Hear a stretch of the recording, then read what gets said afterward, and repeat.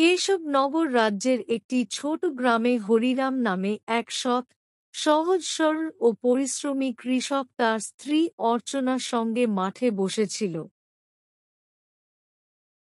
দেখো, আমাদের ফসল এবছর অনেক ভালো হবে। হ্যাঁ, কারণ শুধু আমার পরিশ্রমই নয়, এই জমির মাটিতে তোমার ঘামও মিশে আছে, অর্চনা। সারা গ্রামে শুধু তুমিই পরিশ্রমী আর সৎ না। তোমার জমি কম হতে পারে, কিন্তু তোমার মন অনেক বড়।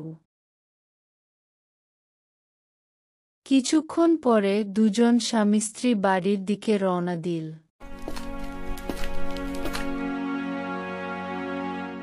আমি তো তোমাকে একটা কথা বলতেই ভুলে গেছি। বাড়িতে কাঠ প্রায় শেষ হয়ে গেছে গি।